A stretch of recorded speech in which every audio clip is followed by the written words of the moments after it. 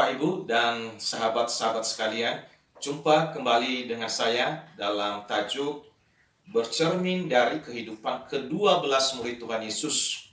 Kali ini saya akan menyajikan sosok murid Yesus yang kedua bernama Andreas, yang saya sebut si jantan di belakang layar. Siapakah Andreas?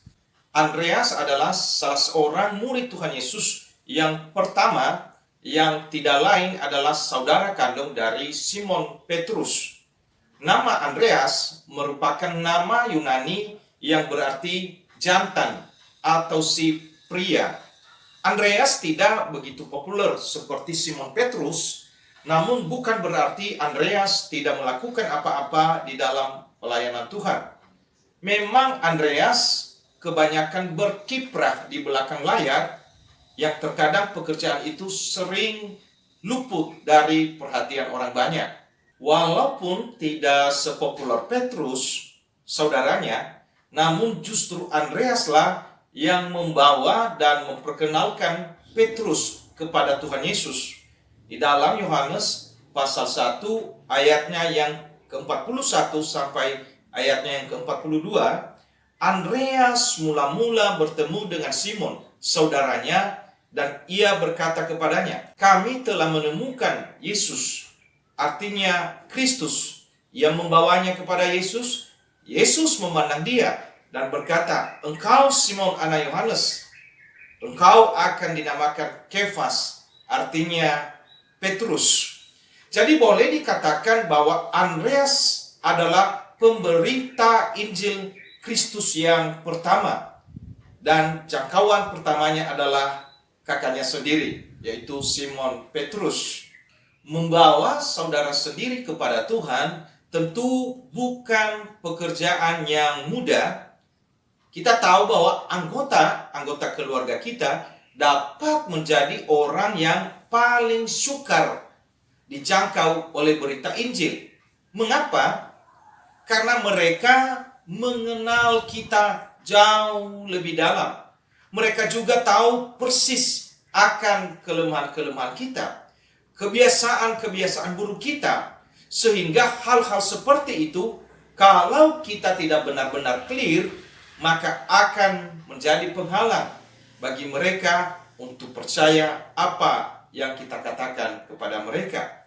Namun Andreas berhasil melewati rintangan ini. Ketika Andreas menjangkau Simon Petrus, ia tentu tidak punya gambaran tentang masa depan kakaknya itu. Ia juga pasti tidak mengetahui bahwa Simon akan menjadi Petrus, dan Petrus ini akan dipakai oleh Tuhan Yesus secara luar biasa dalam kelahiran gereja.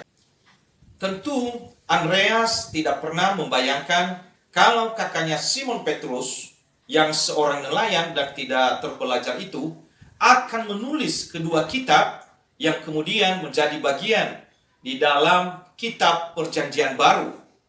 Keinginan Andreas hanya satu, yaitu supaya kakaknya mengenal Kristus. Tidak berhenti sampai di situ, Andreas tetap konsisten membawa orang lain kepada Yesus. Masih ingat peristiwa mujizat Tuhan Yesus memberikan makan 5.000 orang? Andreaslah yang menemukan anak kecil pemilik 2 ikan dan 5 roti jelai. Lalu ia membawa kepada Yesus untuk memberi makan 5.000 orang yang sedang kelaparan itu.